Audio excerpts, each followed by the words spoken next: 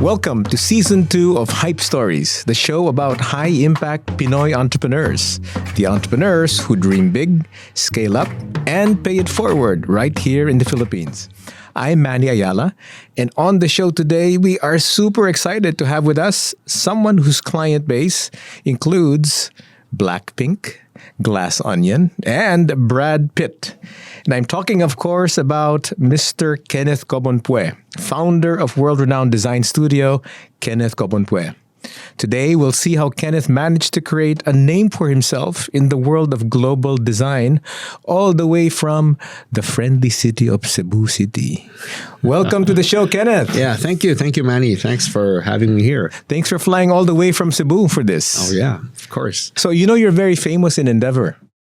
Oh, why is that? Well, several things, right?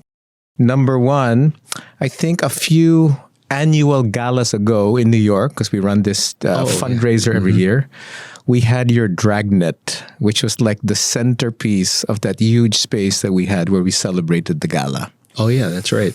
But most importantly, our founder, Linda Rodenberg, super duper loves your furniture. And whenever we have a virtual Zoom call with her, in her, I guess it's her study, in the corner is a beautiful red dragnet chair. Oh, and wow. She's on Zoom all the time with hundreds of people. So through Endeavor alone, you have been seen many hundreds and thousands of times. Yeah. Remember that. And we did that trophy too, huh? Beautiful. You also made a trophy, right? You designed a trophy for us. That's also right. For a gala. Yeah. So maraming salamat for putting the imprint of Philippine design onto the world of Endeavor. It was a pleasure. Yeah. Anyway, so today I thought we would start by talking about your dreams, right? What were your dreams when you were a kid? What did you ever think that you'd end up designing furniture? No, not at all. No. My childhood was very creative. My mom was an entrepreneur. She was a designer. And designer of what? Designer of furniture. Oh, furniture. Well, really an interior designer. And she couldn't find good furniture back then in the 70s. Yeah. So she decided to make them for her clients. And she had no place to do it but at the back of our house. Yeah. So I grew up with all the paint, with all the fumes, all the carpenters were working around us. Yeah. And I learned how to, hammer my nails, make things, build things. Very creative childhood. Well, wait, you were in what? Like early childhood or later childhood? Really early childhood, Like 6, 7 year old stuff? Okay. Yeah. So, mornings would find me just running around and working with looking at all the materials, seeing them work. Yeah. And, fashioning, building my own things. Well, if you think about that time, do you remember what you were making? Yeah, I built, things that rolled, that flew. I built a bridge over our pond and fell into it many times when it didn't work. Yeah. So it was really creative. And so I just wanted to be a child forever. Yeah. Right. So when I graduated from high school, my father wanted me to be a businessman. He said, because there's no money in design, in art. Wait, even though your mom was in it. Yeah, even though my mom was in it, there was not much opportunities then. So he said, whatever you do, business is very important because you can apply business to anything. Yeah. And if you wanted to take up design, you can do that after a business course. Yeah. So I went and studied business at UP Diliman. And in my second year, during accounting class, I said I couldn't hack it. I said, I couldn't debit credit, I couldn't balance. So I said, this is not for me. Yeah. So I walked over to the College of Fine Arts, and I applied the entrance examination. Wow, and the world is much better off because of that decision. Oh well, yeah, but it wasn't that that direct. I applied and I went for the entrance examination and I failed. Oh wait, okay, because I couldn't draw. I couldn't draw well enough. I went to a Jesuit school. Yeah, back then they teach you about the philosophy of drawing. Exactly right. More science, arts. Jesuit schools train you for to be a doctor and to be an engineer. But never not an artist. Okay. I mean, then that was Oh, wait, back then. so you did not pass the test. So, Didn't anong pass the nangyari? test. So it was very, it was quite sad, you know. Just on a side note, actually, the same College of Fine Arts invited me to be their commencement speaker. You know, this was about 10 years ago. Yeah. Well, you Yeah. know, it's like those famous tech guys, right? Who drop out, like Zuckerberg, who didn't finish at Harvard, being invited back to get an honorary degree. Right, Parang right, ganun. right. So success Yeah. is the best revenge, right? That's right, right. And so, and so I took off a year Yeah. and I just learned how to draw because I really wanted to take up design. Yeah. Yeah. Wait, so And, anong sabi ni Daddy? No, I mean, he wasn't really happy about it. Yeah. Yeah. But he just let me be. Okay. You Well, know. which is great. Yeah, in the yeah. end, he let you be. In the end, yeah, he said, I tried Mhm. and it wasn't for me. So I took up design. I went to my mother's alma mater, the Pratt Institute in New York. Okay. Yeah. And I. That's where you learned how to draw. That's where I learned. Well, I learned how to draw. I took off really a year because, Oh, wait, okay. And I learned, I Manila, learned how to in draw. Cebu, in Cebu. Yeah. And Okay. my classmates were all like, elementary kids. And Yeah. I was the oldest. Yeah. I was the oldest guy learning how to draw, how to paint, just so I could enter art school. Yeah. Do you doodle a lot? Do you sketch a lot? Well, now, yes. I mean, yeah. not in a. I'm yeah, not talking about in a purposeful way, right? Just like wala lang, I'm gonna draw something. Oh, yeah. 'cause- I did those, yeah. But apparently, I was the only one who understood my drawings, Yeah. Yeah, they weren't good enough to hang up on a wall. Yeah. But when you were talking earlier about building bridges, things that roll, it reminded me. I finished the biography of Da Vinci, right? So Yeah. Walter Isaacson Oh, wrote yeah. this fabulous biography, and Yeah. the guy was always sketching Yeah, things, he was- right? he was, and yeah. these were like creations of his imagination. Yeah, yeah. Is it a bit like that in your head? I mean, do you see all these Well, things? they were nowhere near as beautiful as the Da Vinci's sketchbook, I'm sure. Yeah. Yeah. But yes, No, yes. but like thinking of these things, but right? thinking of how things work. Yeah. Yeah. Yeah. In my own way, yes. Yeah. And they're very fantasyful. I remember my mom was also told me a lot of fairy tales, every night without fail. And I think that was really important because it would make me dream before going to bed, and the next morning would find me trying to recreate those stories Yeah. through sketches or through things I built with my hands. Yeah. And so it was a very, although I was living in Cebu and it was very expensive to travel back then, but Yeah. my mind was always active about how these far away lands looked and all that, and I think that really contributed. If you look at my designs today, a lot of them, came from that childhood, from all the things I was inspired by as a child. Let me ask. Yeah. The Thumbelina chair. Is that from your exactly. childhood? Right. That's from your childhood, right? Yeah. All these things. If you see my design to look like flowers and castles and clouds and Wait, so what have you. kinds of fairy tales would your mother tell you? Oh, anything from Bible stories to Grimm's fairy tale? Okay. to Hans Christian Andersen. Yeah, and maybe some local ones and that some are not- some Chinese ones and some amazing, local ones awesome. too. Yeah. Okay, so you're in Pratt. You finished Pratt, and then what? So I finished Pratt, and then I went to Italy, and then I went to Germany. So I spent Working, couple of years- studying, or having both fun? actually. Working and studying. Okay. Yeah. So I spent about in total 3 years in Europe. Yeah. And at this then- point, you had already started to focus on furniture, or you were still more general? No, it was very general. Yeah. It was very general. When I graduated then from New York, I went back. There was a recession then, Yeah. So Harvard drivers were, Harvard's graduates were driving taxi cabs. That was I remember that time. Yeah. It was pretty bad. I wanted to work in the U.S., but there was no work to be found. So I went back to Cebu. Yeah. And I took over my mom's factory. Yeah. And that's where the adventure Okay, started. so when you took over, Yeah. what was your dream? What did you say to yourself back then? Yeah. I wanted to be a designer. I wanted to be known for my designs. Yeah. Because I knew that I had these very, very original designs then. Mm-hmm. And the whole model of you were an Asian company. You manufactured for other brands abroad. You were OEM. That's OEM, still okay. up to today. That's how it is. Oh, is it? right? Up to today. That's how most of it works. That's how most of them work, right? Yeah.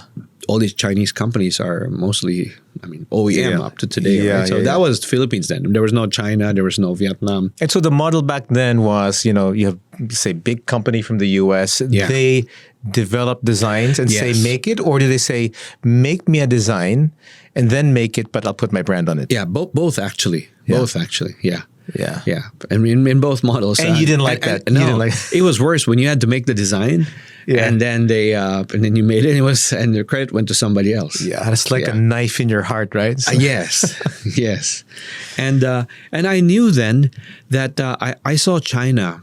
I knew then that the Philippines was not going to be a very competitive place soon, and it had to change. This was And so in the design- 90s? This was in the 80s? in the 90s. The 90s. The now. 90s, So you yeah, saw the early China 90s. as an I saw the rise- emerging yes. power in furniture. Yes, I saw the rise of China. Yeah. And I said, soon, these companies will not stay in the Philippines and will bring their wares Yeah. outside, Mm-hmm.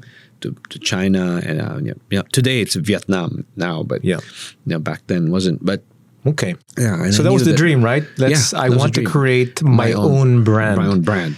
Okay. Yeah. So But it was really tough because, who was I? Yeah. To, Well, so the $1 million question is, paano mo nagawa yan, right? Yeah. Because you know what? I remember one thing you told me some years ago. At one point, even the French Ministry of Design wanted to feature you on their cover. That's right. Because they thought your name was French. That's right. That's right. Cobonpue. Yeah, that's right. And Right. So you obviously by then you had made a global name for yourself. So how did you do it? yes, so it was on the strength. Actually, in the beginning, right? My designs were very, very different. They had to be different, not only in the country, but in the whole world of design. Mm-hmm. And I got a little push from the government, actually, from DTI, from CITEM. From CITEM, From CITEM, yeah. which is they the- assembled a group of designers Yeah. called Movement 8. It Yeah. was a project of Buji Layug and the late Right. Eli Pinto. CITEM, I think the T stands for trade exhibits, right? That's right, So they trade help exhibition. Yeah, they put help together exporters. international trade exhibits, right? Yes, that's right. Yeah. Right. And they put together, there was late 1998, 1999, they put together a group of 8 designers to go abroad showcasing the best of the Philippines. So it was you, Buji Layo. It was me, Buji, Milo Naval, Tony Yeah. Gonzalez, Tess Pasola, Yeah. Luis Robinson, and an Italian named Carlo Cordaro. Okay, fantastic. Yeah. So, I had these very, very unique designs, starting with the yin and yang, this open, transparent weaves. Yeah. And through government help and subsidy, I was able to show these designs all around the world. And it caught the attention of media. Back then, Yeah. there was no social media, right? It was, it was all traditional press. Yeah. And the editors were like lords, Mm-hmm. And they all said, wow, this is really different, really unique Yeah. furniture. So where did that come from? Where did these ideas come from? Yeah, I think from my childhood, this very Wow. Yeah. So thank you, Mom. Yeah, Wow. definitely. Yeah. And also I think Buji Yeah. was really helped me because he saw these designs and he said, wow, this is really something that was very different. Mm-hmm. And I began to develop this very open, transparent weaves, Yeah.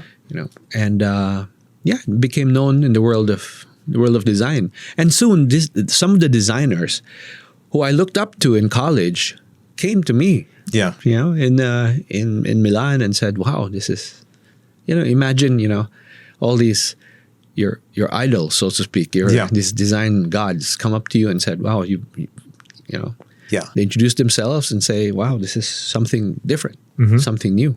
Never seen anything like this before." Were there any, because this is all very fresh, right? But were there any influences away from the fairy tales? Were there any design influence that you thought were important in you coming up with this new look?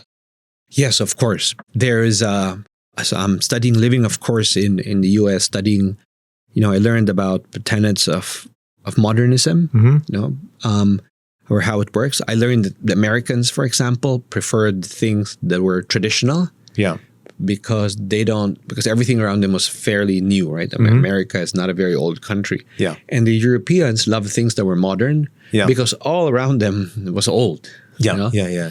So I think I tried to marry that and tried to abstract what was different about our culture. What was, when I found a weave, I tried to make it as simple as possible and put them in very simple forms, very simple. Yeah. My ideal then was that the furniture that I designed had to go and look very good and be compatible in an apartment in New York or in Milan. It had to be Filipino, but it had to go with the rest of the furniture that they already owned. I see. Yeah. So it can't be too ethnic. It can't be too. So I think that was the secret then. Yeah. And tell me about the creative process. So you get an idea in your head, you literally sketch it out, or do you make a 3D? What? Yeah, I sketch it out first, and then sometimes I work with wire, and then I try it out. Yeah. And in the beginning, I had more time to do that. Yeah. In the very first few designs, I had fashioned myself, and I worked on it. Yeah. And now I have a team, of course, to help me do that. But back then, I did everything on my own. Yeah. Is it fair to say that one of the other things that sets you apart from the design itself, which is very innovative, is the fact that a lot of this is handmade? Right? Yes, so this is that's right. Unlike the Chinese approach now, which I think is mass production. Yes. Right. So talk a little bit about that. Right? Because as Pinoys, we're so proud that we're taking the world by storm, and this is on the back of Philippine craftsmanship. That's right. Yeah. So everything there was handmade. So you had to think of a way. I mean, but still, you had to make it very efficient, right? Yeah. Because even if it's handmade, it has to be done very efficiently, kind of like a pseudo assembly line, not in an industrial scale, but still, you had to think about how it's going to be built, and all these things. Yeah. And so the approach, my education, because it was in the West, was industrial. It's industrial design. It's designed for industry. But we didn't really have an industry. Everything was handmade. Everything was, which was also very good because it was liberating. Right? You didn't have to think about economies of scale. Everything was handmade. You could make one. You could make two. You could make three. Yeah. And that was, I think that's the strength of Filipino design. Yeah. But to your point about, I guess, traditional with an industrial sense, I remember visiting your showroom and being struck. I mean, I was thinking to myself, this is almost like an auto production line. Yes. Right? Yes. Of course. Because even then, even if it's handmade, people order by the hundreds. Yeah. Yeah. So you have to think Didn't you guys study TQM from Toyota or something? Didn't you have the Toyota guys come to look at your production line? No. I've studied that. I went because I studied furniture production in Germany, and I saw how they did it. Yeah, or maybe that was just me thinking, this is like Toyota TQM. Yeah. And I learned a lot of things during my education. You're about quality. Yeah, and about how to make things very efficient, how important planning was before you set out to do something. As Filipinos, we would attack something, right? Yeah. When you say change a light bulb, we would just go up and change it, right? Yeah. Well, in Germany perhaps, or in Japan, they would systemize and think about the most efficient way to do it. Yeah. And then they would do it. That's right. Right. So in your scale-up journey, what's the approach? Let's conquer the Philippines first, establish that, and then go out? Or how did you think about it? Not at all. Not at all. It was the other way around. Oh, really? I think to make it in the Philippines, you have to make it abroad first. That is so ironic. It is. It is. And I don't think if Brad Pitt weren't my client, I don't think I'd be speaking here in front of you. Really? I think every person we've looked up to, from Lea Salonga to Manny Pacquiao. Listen, I don't know if I agree with you. I mean, I am a huge fan of the Dragnet. That's my ambition, to one day own a Dragnet. It's just objectively such a beautiful piece. It's a work of art. Yeah, it is. Whether or not Brad Pitt has one, I don't really care about. Well, true. But I think the test is really, I think the test of any brand is whether you make it abroad or not. Okay. Okay. Yeah. So how do you do that? So I was really designing for abroad. I mean, Yeah. I didn't really have a local market then. Yeah. Everything that we made went out, Yeah. went abroad. And today it's different, of course. Yeah. And, But how did you build that foreign market? through first Well, by Was there luck involved somewhere? attending. Oh, there's always that. I'm sure. Yeah. Right. It was also through the help also of a partner of mine. He's an American partner of mine. His name's Christopher Ryder. Of course. And he was the first one. Yeah. He's an Endeavor entrepreneur as well. That's with you. right. That's right. Yeah. And he was really one who believed in me. Mhm. And who said, I remember then I was trying to think, how should I market myself? Should I use my name? My name is really difficult to pronounce, So even in school. I was always the butt of jokes then. Yeah. And so, I asked him and he said, no, we'll use your name, And Yeah. if we're successful, the world will learn how to pronounce your name. Right. And so, so that's how we remember we ran small ads in El Decor in the US. Mhm. And then we had a very, very small stand because that's all we could afford. And then in the International Contemporary Furniture Fair in New York, we Mhm. put a bed there. Yeah. And all the editors came by and said, wow, this is a new kid on the block here. So so historically it was US first before Europe, because I know you sell a lot in Europe as well. No? yeah, it was actually both. It was actually both, Mm-hmm. We were also doing pretty good in Europe. And then of course US, Yeah. it's a bigger market. It took over. Yeah. It took over Europe. So here's a Today. question, right? It is a question maybe that a budding creative person would wrestle with, right? Which is, where does making art begin and where does making money begin? I mean, how do you balance these two competing things? Because sometimes artists want to be pure. Yeah. And, they don't want to sort of go beneath themselves by doing, things that the masses want you to do. Yeah. Yeah. Right. But then there's also, this is also a business. I mean, so how do you think about, Kenneth Cobonpue, the studio? Is it an artistic enterprise that happens to have a commercial angle, or is it a commercial business that happens to have an artistic angle? Oh, I think it's an artistic. Okay, you can't sell yourself. You can never sell yourself as a commercial enterprise with an artistic angle. It always has. You have to always sell yourself as an artist first. Okay, artist first. Okay. and then commerce second, right? Yeah. Yeah. Although the strategy may be different, but I don't think any brand sells itself as commercial first. Unless you want to be mass market like IKEA. Exactly. Right? Exactly. I don't think the Philippines is can. I don't think anything made in the Philippines can compete in that market today. Mm-hmm. Yeah. In which market? The mass market? The mass market. There's no way. We just don't have the infrastructure for it. Mm-hmm. Yeah. And so companies who were in the mass market have all closed down. Yeah. Yeah. So I think the only strategy for the Philippines has to be design, quality, branding. I think. Yeah. Yeah. So how are we holding up against the Chinese?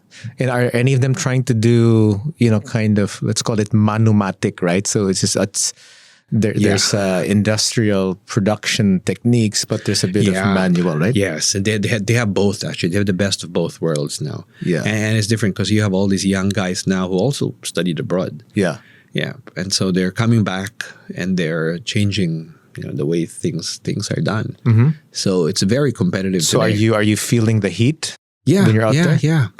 It is. I am. I thought it was one of the most ironic things is when you went through our Endeavor International Selection Panel in Bali, right? So this is this was really the process by which you become part of Endeavor.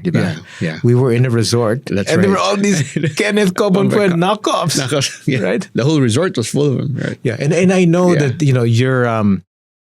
you're the kind of person that actually will say something about it, right? Yeah. You will try to address these issues. Tell me why. Why is it important? No, I think it's really important, not only for me but for all the creatives. For all the creatives out there. Yeah, it's very difficult for someone who's young, to see his ideas ripped off. Yeah, and I think it falls upon us, more mature creatives and those who can afford it to go after these intellectual pirates. Mm-hmm. Mm-hmm. Yeah, we owe it. Yeah, for other fellow creatives. So, are you still looking to grow the business? Of course. Yes. In what ways? Yes. Geographically, product wise? Yeah, both. How do you both. think about it? Product wise, we've had in the last year, we set up an online. We have now an online for a site for small accessories, right? For I wouldn't say this is more let's say more affordable. Yeah. And small things, small accessories, and that's doing very well. And it's that's called global. K Curated. No, it's only here in the Philippines. We're starting here. With K Curated. Yeah, K Curated. So it's like KC. Yeah, so KC. the C is for curated. KC rated. Yeah. Yeah. Oh, fantastic. Okay. Kcurated.com. And Okay. it has a lot of them are my designs, and also from some of them are from my former students' designs. Yeah. And former interns. And And did you set that up internally, or did you work with No, we a all third party e-commerce player to do that? no, we set that up. We set that up internally. Okay. Yeah. And how do you do the deliveries?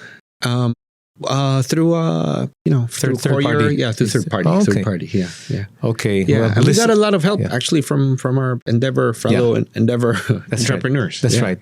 Yeah. So audience, if yeah. you want beautiful pieces, kcurated.com, right? Yeah, Accessories. So what would these be like? That PH, I think that PH. Kcurated.ph. PH, yeah. So these would be things like lamps, Lamps, objects small- for your table. Yes, exactly.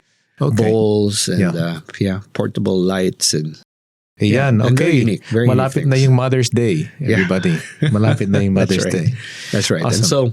And so we've been doing that, and then we've also gone into more artistic pieces, limited editions. Yeah. Now, those ones, are they targeted for the Philippines or for your international markets? More again for the Philippines. Yeah. We always start here. Okay. So it's the other way around now, Yeah. because I think the Philippines now is a very good market. Sophisticated. Sophisticated, yeah. And Well, now that you have cred with the local guys, That's right. That's right. having established So- it with the global guys. Yeah. And so and then we're doing a lot of so we do a lot of projects. In fact, I'm on my way to China now on Saturday, Yeah. where I fly to Lijiang, and we're developing this gigantic, I think it's the biggest coffee house in the world, which will contain a factory, a museum, Wow. and the whole, And what's your piece of that? No, we're working together with the designers from Singapore. Yeah. Yeah, so we're building furniture and some Okay. installations. So yeah. you're moving beyond just furniture. Yeah, just furniture, Right.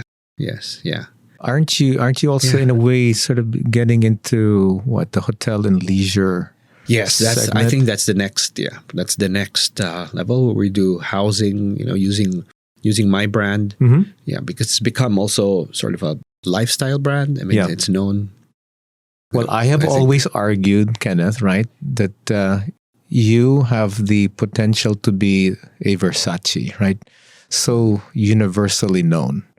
And Yeah. that with that brand, you can branch into, any that's number right. of things, no? Yes. Of sort of highly designed things. Yes, yeah. Yeah. So we're going to do that, So what are some of your But- interesting projects? but quite careful. Yeah. Carefully, yeah. So we're what are looking, so- right now we're looking for the right partners Mhm. to invest with, Yeah. to go into these projects. And so we're looking at some properties either here in the Philippines Mhm. or abroad. Yeah. So abroad Yeah. would be Asia, or would it be US or Europe? Probably in Asia. Mhm. Yeah, because Yeah. it's a life. I mean, we're known as an Asian lifestyle Yeah. brand. Outdoors, largely, Yeah, right? outdoors. Yeah, Yeah, yeah. both indoor and outdoors. Actually, Mhm. yeah. Yeah. Our market is both. Yeah, Mhm. but I think, I think today there are not many really international Filipino brands that Yes. are known, across all fields. Yeah, I think so. We're one of them. Yeah. So we're very proud to carry the Filipino flag That's awesome. wherever we are. Yeah. But what are your plans for the US and Europe? Well, Europe is tough right now because of the war. Yeah. And so we've kind of scaled back our involvement there, but we're going back next year. Mm-hmm. We're going back and do the whole shows and circuits. Hoping it'll be better. Yeah. Yeah. So the U.S. we've increased our presence in a lot of shows. Mm-hmm. trade shows. We've been holding a lot of exclusive dinners for the design community. Okay, cool. Yeah. And let's talk a little bit about the role of technology in what you do. I mean, because obviously, these things are generated in your head. You have to execute it. Now you have the e-commerce site. Yeah. But are there other ways that you've thought about technology, right, and how it fits into your world? Honestly, we've had. I don't think we've used it as much as we should. Yeah. Yeah. Because case in point, right, is Chat GPT. I know there are the image versions of the written versions. Yes, right? That's right. That's right. And have you experimented? We've experimented with AI creating copy, and I think it's not there yet. Not there yet. But we know it will be one day. Yeah. And we've had forms being generated too by we've tried it. And, yeah. Well, just on this AI thing, right? Not being completely there yet. Yeah. Last week was my daughter's 25th birthday, right? So I had a special celebration with her. And, I often write poems. And in particular, I like limericks, right? So I said, I'm gonna write a bunch of birthday limericks for her. But I'm going to try it with Chat GPT. Yeah. So it created something, but I had to rewrite 50% of it. It wasn't very It wasn't very good with rhymes, the right intonation and all of that. Yeah. It's helped us in what we use it for now is making names for the furniture, for the pieces we design. Oh, okay. Yeah. It's very good with that. Yeah. I was trying to remember. So, my favorite's the Dragnet. I also like the Yoda chair. Yeah. There's a croissant chair. Yes, there's the croissant, Thumbelina. What do you call the Thumbelina chair? It's called, I think it's called Sage. Sage. Yeah. The one that I couldn't remember, it's like a series of drumsticks bundled together. It's called Chiquita. Oh, okay. That one I like as well. Yeah. I like that one a lot. Yeah. Okay. So we've gone through the beginning, the scale up, and then in true endeavor style, let's talk a little bit about how you're multiplying yourself. Yes. Right? Because that's really the dream and endeavor, right? Is that we go and help you scale up, but then you scale up, you multiply yourself by helping the next generation. Yes, right? yes. So let's talk about that because I know you do a lot. Yes, yeah. So personally, I co-founded the industrial design program, which is still in effect today in the University of the Philippines in Cebu. Ironically, Cebu is a place for creativity and manufacturing, but there was no design curriculum there. Yeah. So we put the first one up. It's still on today. I used to teach also. I used to be the chair of the College of St. Benilde Industrial Design Program. Okay. And I think I left my legacy there was to create a whole new curriculum, which they're using up to today. And I trained, work with the faculty and teachers. Yeah. And on a very, I think, very Filipino approach to industrial design. Vis-a-vis the Western model. Yeah. And I mentor designers who they come to our doors. They go to you, or you seek them out? We have interns actually, and so we monitor. We work closely even when the interns graduate, when they set up their own businesses, and we help them. At any given moment, roughly how many are you kind of dealing with? Right now, I think maybe 7 or 8. Wow. Yeah. And where do you find the time? There's about 2 or 3 right now who have businesses, who have good businesses. And we're helping them. Yeah. And they come, they show me the designs, and I tell them how to make it beautiful, where to sell it, how to make it grow. Yeah. And so we're doing that all the time. So through the years, right, have any emerged to have kind of their own really strong brands? Oh yeah. There's there's Neil Philippe, who makes these beautiful clutches. And they were in the movie. What is that movie now? About Asians, the Crazy Rich Asians. What what was his in the movie? There was a clutch. There was a beautiful clutch with a dragon. Oh, okay. Yeah, so he was a former student of mine. Yeah, and so and then we're helping 2 right now. One's developing bags made out of recycled materials. Yeah, very beautiful. Her name's what's her name now? Wait. Okay, lang. Okay, anyway, it's I have the same problem. Marielle.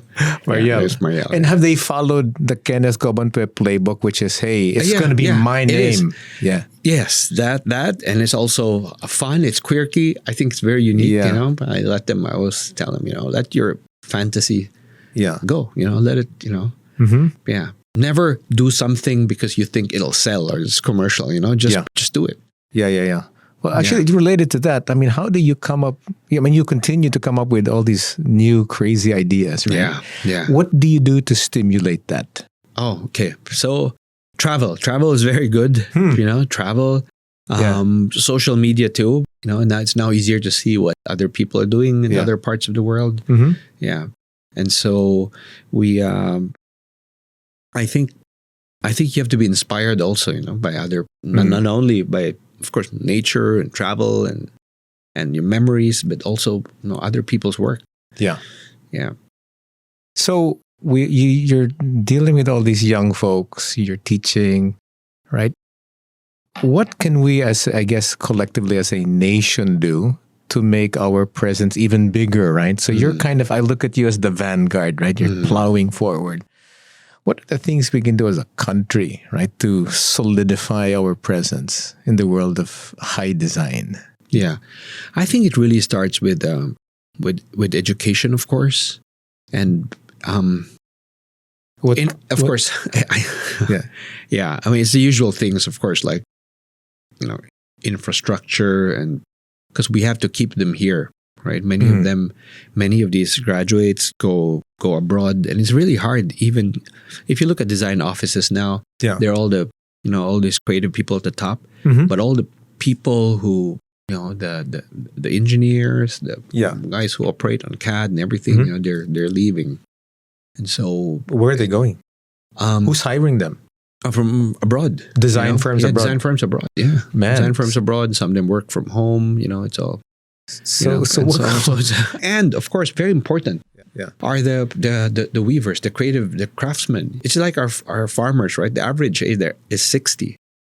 That's really? And their kids don't want to work with their hands anymore, so they go to college. They work in call centers. And they work, so we're losing too. We're losing that. Well, they'll work with their hands, but only if they're playing Dota or something.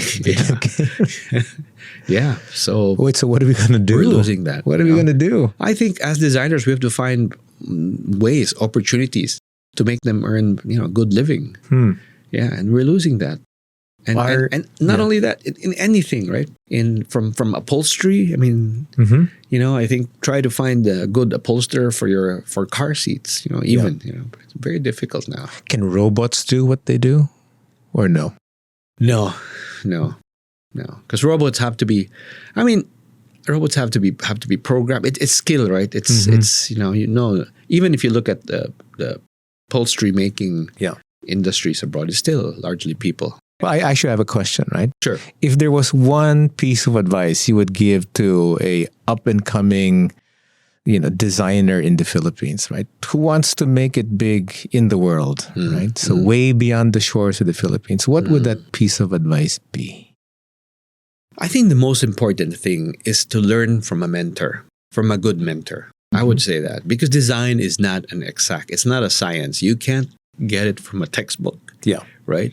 It's not, 2 + 2 is equivalent to 4 anywhere in the world, and you can learn that. Yeah. But design is an art. You have to train your eye to look at it, and you have to work really. If you look at creative people, there's always a mentor, somewhere there in their life, who shaped them, who's molded them. Yeah.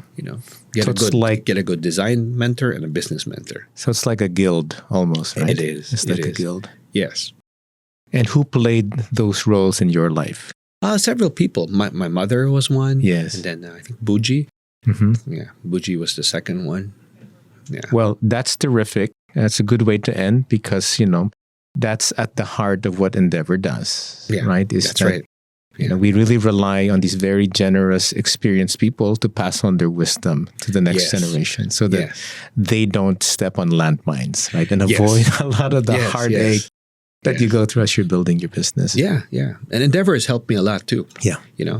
When we were going through that whole, selection process and the trading, scaling up and learning from other people's experiences, very, very important. And I think at one point in your journey, right, it was really building kind of a management process, right? The entrepreneur operating system. Right. By talking to other people, it was, very helpful. And that brings our program to a close. That was Kenneth Cobonpue, the founder of design studio Kenneth Cobonpue, studio to tastemakers around the globe. Thanks for listening to Hype Stories. To stay connected with us, you can reach us via email at hello@endeavor.org.ph or follow us on Facebook, LinkedIn, and Instagram. This episode was produced by Endeavor Philippines, a global community of, by, and for entrepreneurs, and shot at the Podcast Network Asia studios. Finally, thank you to our executive producer, Chelsea Sullivan, and our associate producer, Judge Kalimbahin. I'm Manny Ayala, and you've been listening to Hype Stories.